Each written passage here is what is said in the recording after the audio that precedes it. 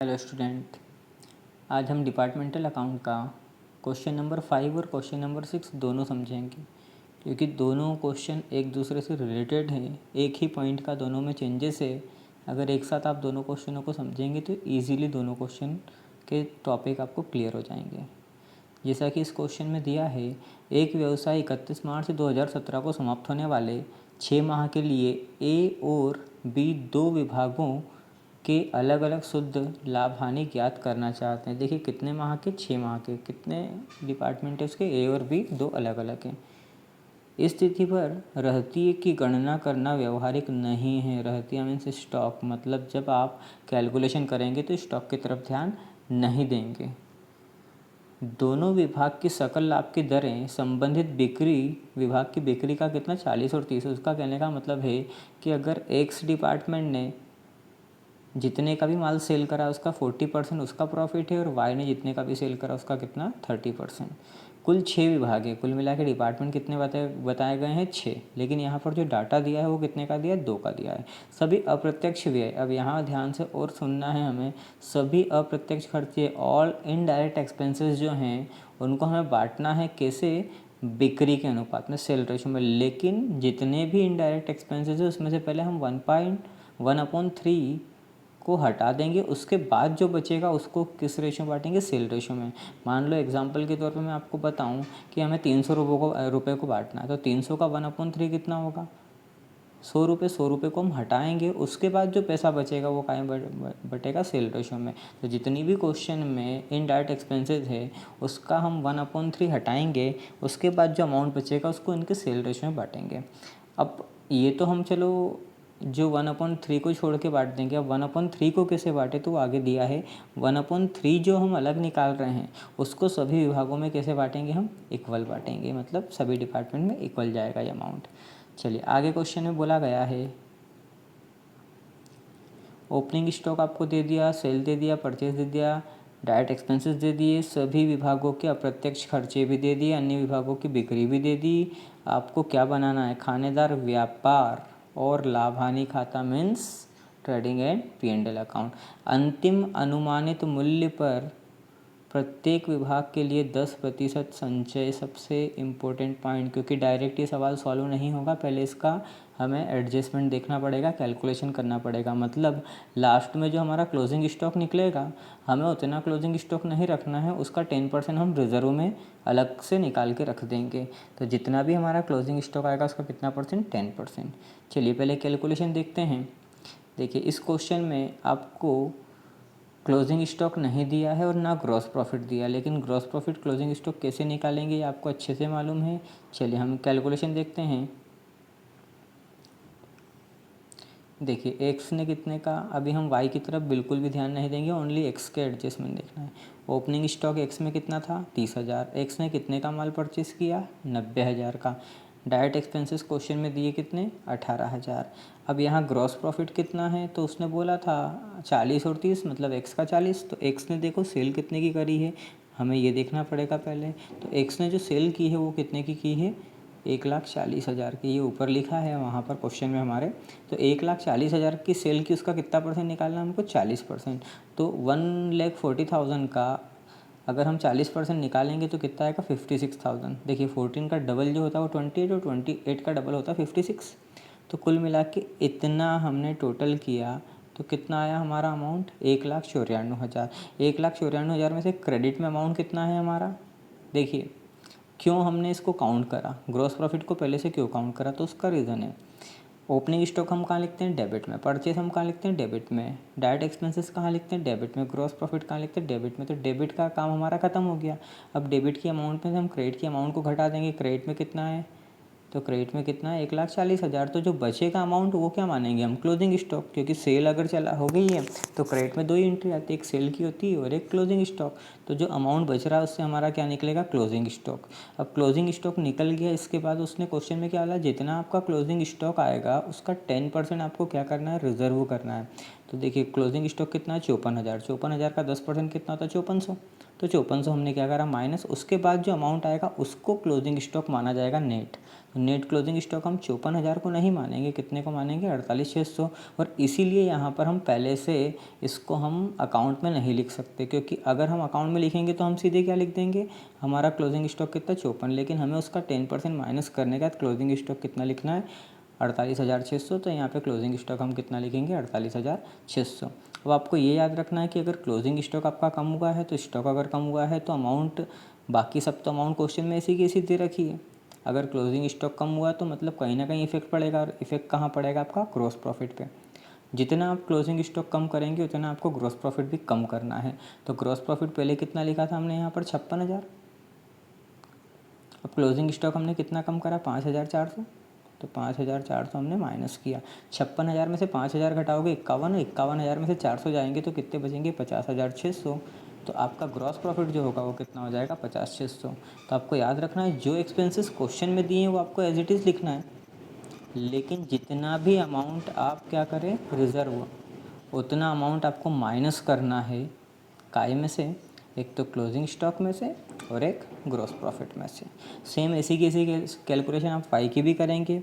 Y में profit 30% था तो सेल कितना है, 120 का 30% बढ़ती है 36। उसके बाद इसका स्टॉक कितना आया, 44,000। इसका 10% कितना आएगा, 4,400। तो 4,400 माइनस करने के बाद कितना आ रहा है, 39,600। हम कितना लिखेंगे, 39,600। अब देखिए यहाँ पर ही वही रूल आपको बताऊँ, यहाँ कितना कम हुआ, 4,400। तो जो आपका ग्रॉस प्रॉफिट था उसमें से भी कितना कम करेंगे, 4,400। तो 36,000 में से अगर आप 4,000 घटाएंगे तो कितना बचेगा, 32। और 32 में से 400 जाएगा, कितना बचेगा, 31,600। तो मेन कैलकुलेशन इसमें यही थी। इसके बाद हम ग्रॉस प्रॉफिट को इधर लेके आएंगे। ग्रॉस प्रॉफिट को इधर लाने के बाद फिर अब हम इनडायरेक्ट एक्सपेंसेस को बांटेंगे। यहाँ पर आपको कोई ज़्यादा एडजस्टमेंट नहीं करना है, ओनली इनडायरेक्ट एक्सपेंसेस को ही बांटना है। मेन आपकी कैलकुलेशन हो चुकी है। अब इनडायरेक्ट एक्सपेंसेस के लिए उसने हमें जो पॉइंट दिया है वो देखते हैं। उसने बोला था जितना भी इनडायरेक्ट एक्सपेंसेस हैं उसका 1/3 पहले आप हटाना। तो देखिए इनडायरेक्ट एक्सपेंसेस आपको दे रखे हैं कितने, 36। और आपको याद रखना है यहाँ पर डिपार्टमेंट कितने, 6। और जो बाकी डिपार्टमेंट है, 100 रुपये का तो दे रखा, बाकी डिपार्टमेंट के खर्चे कितने हैं, 1,40,000। चलिए अब हम इसको कैसे बांटे 36,000 को, पहले इसमें देख लें बुक में अगर एडजस्टमेंट हो। चलिए बुक में दे रखा है, क्या बोला है उसने, सबसे पहले तो 1/3 निकाला। 1/3 36,000 का 1/3 कितना आएगा, 12,000। अब इसमें पूरा कैलकुलेशन नहीं है, मैं आपको पूरा कैलकुलेशन समझाता हूँ। तो 36,000 का को 3 से डिवाइड किया, कितना आया, 12,000। अब ये 12,000 है, उसने क्या बोला जो 1/3 है उसको कैसे बांटना है, इक्वल। तो इसको हम डिवाइड करेंगे। अब स्टूडेंट यहाँ पर गलती क्या करता है, उसको 100 रुपये 2 डिपार्टमेंट दिखते, 2 से डिवाइड करके दोनों तरफ 6,000। यहाँ पर 2 नहीं, यहाँ पे कितने डिपार्टमेंट है, 6। तो आप डिवाइड कैसे करोगे, 6 से। तो 6 दूनी 12, आपके खर्चे 2-2 हज़ार आएंगे, इक्वली आपको बांटना है। ये तो हमने बांट दिए, कौन से खर्चे, 36,000 में से कितने, 12। अब बचे हुए खर्चे तो कितने बचे, 24,000। या तो आप माइनस करो या ऐसे भी देख सकते हैं। तो देखिए कुल मिला के 36,000 का 1/3 कितना था, 12,000। हटा दिया, कितने, 24,000। 24,000 को किस रेशो में बांटना, सेल रेशो में। अब सेल रेशो कैसे पता करें, तो अभी आपको मैंने बताया था एक्स का सेल आपको दे रखा है क्वेश्चन में 1,40,000, वाई का सेल क्वेश्चन में दे रखा है 1,20,000, और अभी मैंने अदर डिपार्टमेंट की सेल आपको 36,000 आगे के आगे लिखा हुआ है कितनी है, अदर बाकी जो डिपार्टमेंट है उनकी सेल कितनी है, 1,40,000। 1,40 एक्स की, 1,20 वाई की, और अदर डिपार्टमेंट की कितनी है, 1,40,000। तो इसका जब रेशियो निकालेंगे 2 से डिवाइड करेंगे, कितना आएगा, 7। 2 से डिवाइड करा 6, 2 से डिवाइड करा 7। तो इस तरीके से जो 24,000 बच रहे हैं उसको हम 7, 6, 7 के रेशियो में बांटेंगे। अब 24,000 जो बच रहे हैं उसको 7, 6, 7, तो 24,000 को मैंने डिवाइड करा, 7 और 6 13, 13 और 7 20, 20 से मैंने डिवाइड किया, 0 से 0 कैंसल। 2 के पहाड़े में 24 कितने, 12, 2 एकम 2, 2 दूनी 4, 2 जीरो की 2 जीरो, कितना, 1200। 1200 में 7 का इंटू करेंगे तो 12 7 जा 84 और 12 6 जा 72। तो इस तरीके से आपके ये जो खर्चे हैं, ये देखिए 2-2 हज़ार तो हमारे जो इक्वली हमने बांटे वो हो गए, और सेल रेशो में जो बांटा है 8,400 और 7,200। तो इस तरीके से हमें इसको कैलकुलेट करना है, फिर क्रेडिट में से डेबिट को घटाएंगे, आपका क्या आ जाएगा, नेट प्रॉफिट। चलिए अब यहाँ पर क्या बोलता है अगले क्वेश्चन में, वो अमर जो एक विभागीय भंडार का स्वामी है ने यह निश्चय किया वह 2 विभागीय भंडार 100 वाय का लाभ 31 जनवरी 2017 को समाप्त हुए माह के लिए ज्ञात करेगा। कुछ कारणों से 31 जनवरी को स्टॉक का मूल्यांकन नहीं हो सका, लेकिन इसके सकल लाभ की दर, यहाँ पर आप ध्यान से आगे बढ़िएगा, सकल लाभ की दर ग्रॉस प्रॉफिट की जो रेट है वो कितनी है, 40 और 30, ठीक। लेकिन यहाँ एडिशनल पॉइंट, जैसे मैंने आपको स्टार्टिंग में बताया, दोनों सेम क्वेश्चन है, बस एक पॉइंट का जो अंतर है वो केवल इस पॉइंट का अंतर है कि जिसकी गणना प्रत्यक्ष व्यय के बिना हमने जो इसके पहले के सवाल किया है उसमें हमने क्या करा था, डायरेक्ट एक्सपेंसेस को काउंट करा था, और यहाँ पर उसने क्लियर बोला है बिना प्रत्यक्ष व्ययों के, मतलब आपको जब भी कैलकुलेशन करनी है ग्रॉस प्रॉफिट की तब आपको डायरेक्ट एक्सपेंसेस को काउंट नहीं करना है। हम जब अकाउंट तैयार करेंगे जब लिखेंगे, लेकिन जब ये प्रॉफिट निकालेंगे तब हम उसकी कैलकुलेशन नहीं करेंगे। देखिए अब यहाँ पर भी खर्चे देख लेते हैं हम। ओपनिंग स्टॉक, सेल, परचेस और डायरेक्ट एक्सपेंसेस आपको दे रखे हैं। फिर यहाँ पर देखिए समस्त व्यवसाय के, यहाँ पर अप्रत्यक्ष इनडायरेक्ट आएगा। ये देखिए इंग्लिश में लिखा है आपका इनडायरेक्ट। तो समस्त व्यवसाय के इनडायरेक्ट एक्सपेंसेस जो हैं, यहाँ पर कितने डिपार्टमेंट, पिछले वाले क्वेश्चन में कितने थे, 6, यहाँ पे कितने, 5, कुल मिला के खर्चे कितने, वहाँ 36,000 थे, यहाँ पे कितने, 10,800, जिन्हें विभागीय बिक्री के अनुपात में बांटना है, सिवाय 1/6। वहाँ पर क्या बोला था, 1/3 को छोड़कर, 1/3 को, यहाँ बोल रहा 1/6 को छोड़कर। तो वही हम 1/3 को जैसे हमने अलग किया था और इक्वल बांटा था, ऐसे यहाँ पे 1/6 को अलग करेंगे और उसको इक्वल बांट देंगे, और बचा हुआ जो पैसा होगा वो किस रेशो में बांटेंगे, सेल रेशो में। आगे बोला प्रत्येक विभाग के अंतिम स्टॉक के अनुमानित मूल्य पर 8%, पिछले क्वेश्चन में 10% था, यहाँ पे कितना है, 8%। तो दोनों क्वेश्चनों को जब आप ध्यान से करेंगे तो एक क्वेश्चन अगर आपने अच्छे से कर लिया तो दोनों आपको इजीली आ जाएंगे। चलिए इसकी भी कैलकुलेशन पहले करनी पड़ेगी स्टॉक के लिए।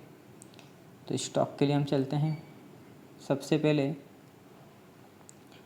Opening stock plus purchase. अब यहाँ पर देखिए डायरेक्ट ग्रॉस प्रॉफिट आ गया, डायरेक्ट एक्सपेंसेस क्वेश्चन में है लेकिन क्यों नहीं लिखा, क्वेश्चन में हमें बोला है कि आप जब कैलकुलेशन करेंगे तो आप डायरेक्ट एक्सपेंसेस को काउंट नहीं करेंगे। खर्चा है हम लिखेंगे सही, लेकिन जब कैलकुलेशन करेंगे तब हम इसकी एंट्री नहीं करेंगे, इसलिए हमने ओपनिंग स्टॉक में परचेज जोड़ा और ग्रॉस प्रॉफिट। अब ग्रॉस प्रॉफिट कैसे आया, तो वही 40 और 30%, 40% का आएगा सेल का।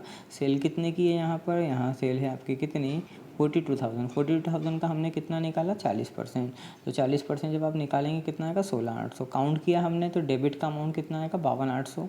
अब डेबिट में से क्रेडिट में हमारे पास क्लोजिंग स्टॉक निकालना, मतलब सेल की एंट्री है, सेल की एंट्री कितने की है, 42,000।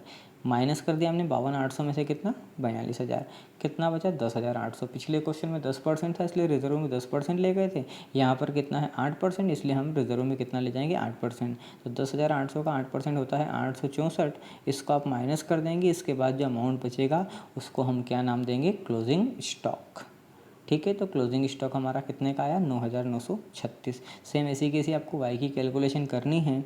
इसके बाद हम खर्चों को भी हाथों हाथ देख लेते हैं। क्वेश्चन में खर्चे कितने दिए हैं, टोटल 10,800, उसमें से 1/6 कितना है, 1,800 रुपये। ये हमको इक्वल बांटना है, इक्वल बांटना है। पिछले वाले क्वेश्चन में 6 डिपार्टमेंट थे तो हमने 12,000 को 6 से डिवाइड करा था, यहाँ पे 5 है तो हम काय से डिवाइड करेंगे, 5 से। तो सभी डिपार्टमेंट के खर्चे कितने आए, 360। अब बचा हुआ पैसा कितना है, तो बचा हुआ देखो कुल मिला के 10,800 था, कुल मिला के कितना, 10,800। 1/6 में कितना है, 1,800, बचे कितने, 9,000। तो 9,000 को बांटेंगे सेल रेशो में। सेल रेशो एक्स की सेल कितनी है, 42,000, वाई की सेल कितनी है, 36,000, और अदर डिपार्टमेंट की सेल क्वेश्चन में दे रखी कितनी, 1,02,000। तो जब रेशो निकाला हमने तो कितना है, 7,617। तो 7,617, तो 9,000 को हम 17 और 6 होता है 23, 23 और 7 होता है 30 से जब डिवाइड करेंगे तो कितना आएगा, 300। अब 300 में 7 का इंटू करेंगे, 7 3 जा 21, 6 3 जा 18, मतलब 2,100 और 1,800 आएगा।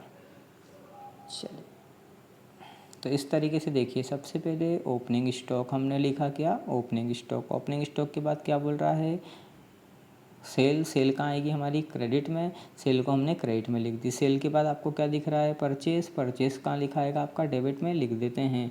फिर डायरेक्ट एक्सपेंसेस कितने, 5,490 और 8,520। आपको यहाँ याद रखना है, डायरेक्ट एक्सपेंसेस कैलकुलेशन करते समय नहीं लिखना है, लेकिन अकाउंट तैयार करते समय लिखना है। इसके बाद हमारा क्लोजिंग स्टॉक जो पीछे आया है वही लिखना है हमें। ये क्लोजिंग स्टॉक जो आया है वो लिख दिया हमने। इसके बाद हम ग्रॉस प्रॉफिट निकालते हैं। क्रेडिट में से डेबिट को घटाया, ग्रॉस प्रॉफिट कितना है 10,446 और 1896। इसके बाद हमने खर्चों को बांटा, तो कुल मिला के खर्चे कितने दिए थे, 1/6 में जो इक्वल आया था वो कितना था 360 रुपये। तो देखिए दोनों डिपार्टमेंट को हमने कितने कितने दे दिए 360। उसके बाद हमने जो अदर जो खर्चे बचे हुए थे उनको बांटा था, तो कितना अमाउंट आया था 2100, 1800। इसके बाद क्रेडिट में से डेबिट को घटाएंगे तो ग्रॉस प्रॉफिट, डेबिट का टोटल ज़्यादा आएगा, क्रेडिट का कम आएगा, तो नेट लॉस। तो नेट प्रॉफिट, नेट लॉस इस तरीके से कैलकुलेट आपका हो जाएगा। दोनों सवालों को अच्छे से समझिए, दोनों में 1 पॉइंट का अंतर है। मैं आपको फिर से क्लियर कर दूं, एक सवाल में कैलकुलेशन करने का बोला है प्रत्यक्ष व्ययों के बिना। तो प्रत्यक्ष व्ययों के बिना तो जब कैलकुलेशन करेंगे तो डायरेक्ट एक्सपेंसेस नहीं लिखेंगे, लेकिन जब हम इसके अकाउंट तैयार करेंगे तब हम डायरेक्ट एक्सपेंसेस लिखेंगे। तो इस केवल 1 पॉइंट का अंतर है दोनों में, बाकी दोनों सवाल सेम है।